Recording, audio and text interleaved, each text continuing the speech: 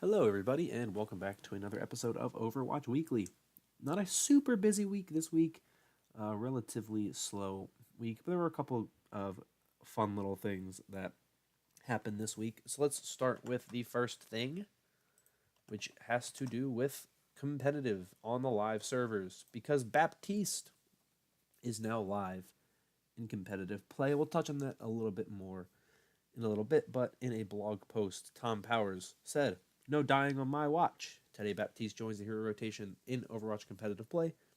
Good luck and have fun, heroes." Obviously, 2 weeks after his release, then he hits competitive. So Tuesday, yesterday, was 2 weeks after his release on the live servers, and therefore now he is available in competitive play. So if you have any interest in playing Baptiste in competitive play, now is your chance. If you have not done your placement matches, I would recommend waiting a couple weeks. Have about a month left until the next season starts, or this season ends, I guess. So I would say wait a couple weeks if you haven't done your placement matches yet, because you're going to get a lot of Baptiste people who just want to play Baptiste in competitive, who aren't going to be very good at Baptiste, and you should probably try to avoid them. But that's everything for that. Next, we have a post from the Overwatch forums, which has a couple of elements to it and a couple of parts to it that I want to cover. But the name of the post is "What Happened to the Developer Updates?" And for whatever reason, whenever I say developer, it doesn't sound like a real word. So what happened to the dev updates? And the Lazy Titan, who is the author of this post, says, "Here are all the dates when a new dev update was uploaded on YouTube last year," of course being 2018. We had January 2nd, January 25th, February 6th, February 14th, February 28th, March 24th, April 2nd, May 8th, May 15th, May 28th, September 21st, October 23rd, and November 5th. This year we've had so far February 26th. So we've had one this year, whereas at this point last year there would have already been about 7. So this kind of whole thing is coming up. Like, what's the big idea? Why are we not getting any dev updates?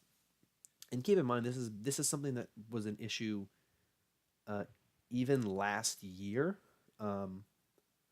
People were talking about it because there wasn't a single dev update from the end of May to late September. That's a really long period of time. So we're actually kind of seeing this as something that has gone back to even last year.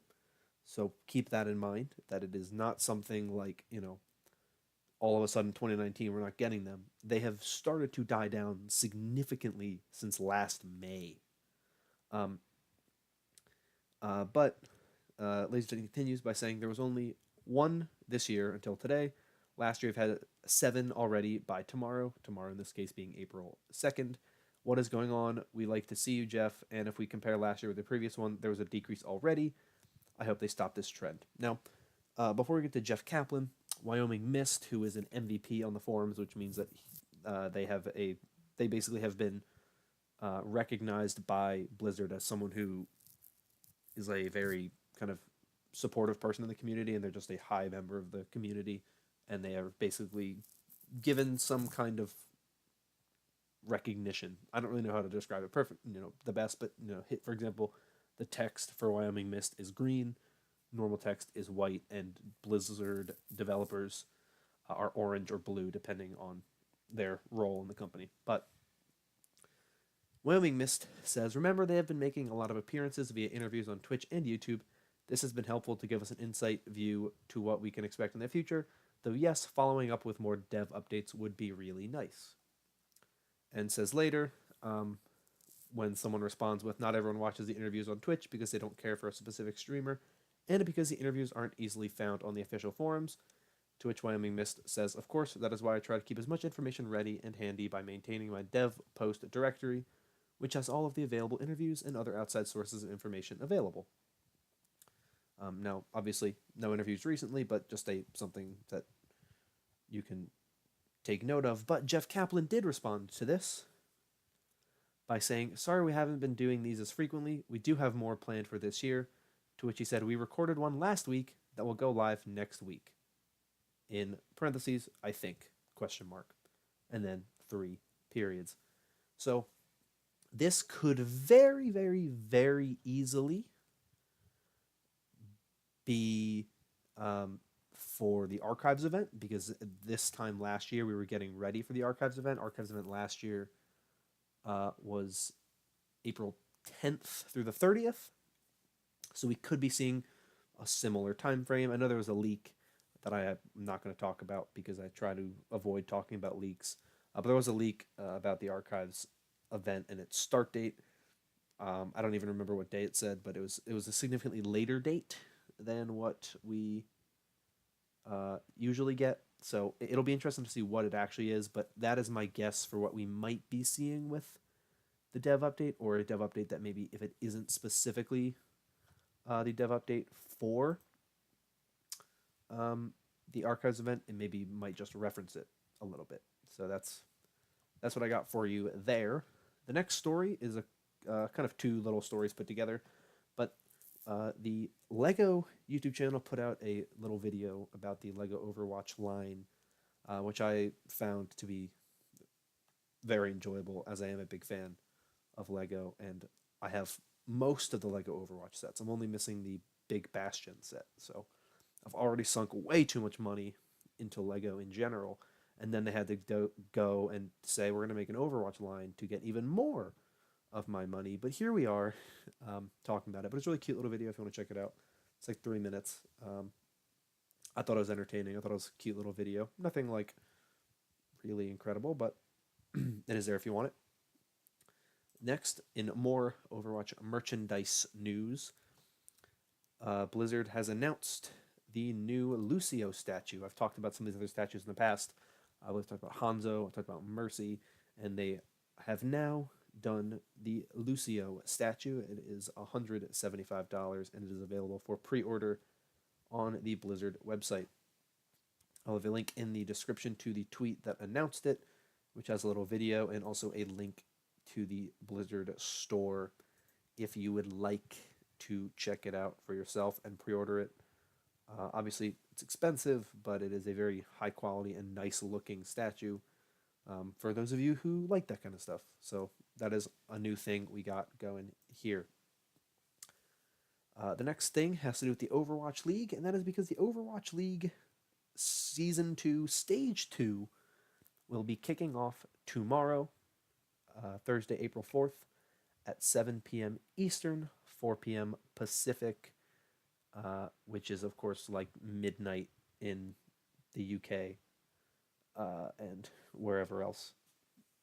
So if you are in any of those places I mentioned, if you're in the UK, I'm sorry. If you are in the US, of course, base your time based on your time zone. But it's going to kick off with the Philadelphia Fusion taking on the New York Excelsior.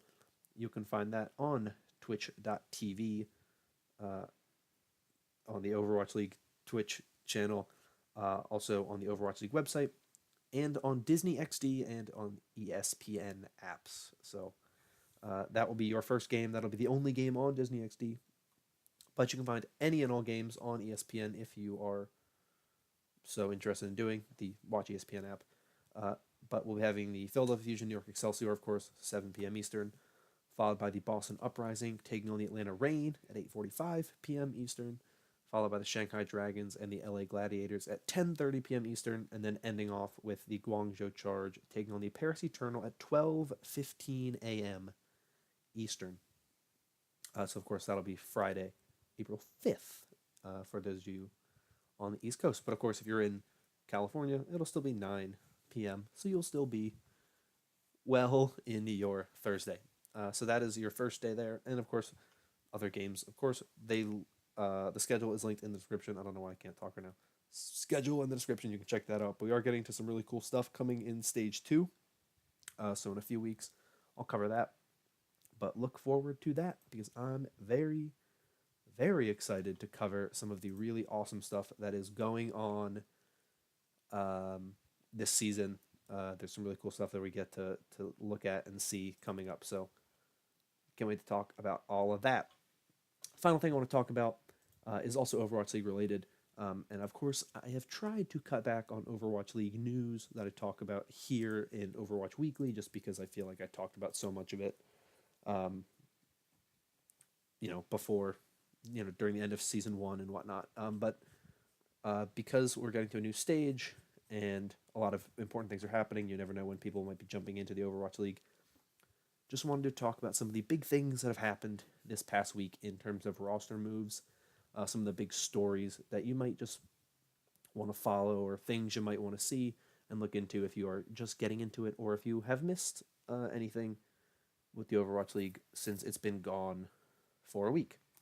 So, of course, the biggest story coming out of the Overwatch League in terms of players and retirements and whatnot is Defran retiring from the Overwatch League after one stage.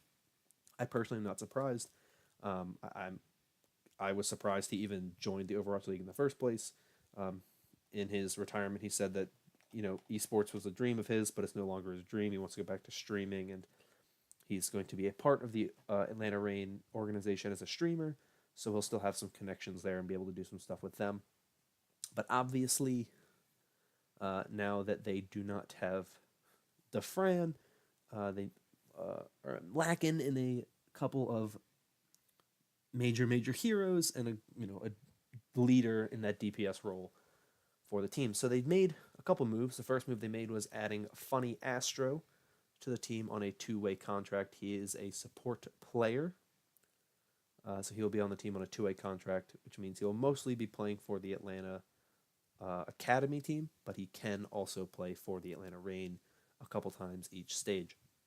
The other big move, the much bigger move that they made, is they have acquired Baby Bay from the San Francisco Shock. Assuming it's just, or I am assuming, I should say, I'm assuming it's just a money transfer. We get Baby Bay, you guys get a bunch of money, but we will see what the full details are maybe eventually. But it's not a player-for-player trade, so money is my assumption of what it is. There are also some other teams with some major moves. The Dallas Fuel and the Boston Uprising have a trade for their main flex tank players. So the Dallas Fuel will be trading RCK to the Boston Uprising, and the Boston Uprising will be trading Note to the Dallas Fuel. So just a nice little swap of players there, with the Boston Uprising also signing Persia to a contract for their team. Persia is also a support player who comes from Talon Esports, who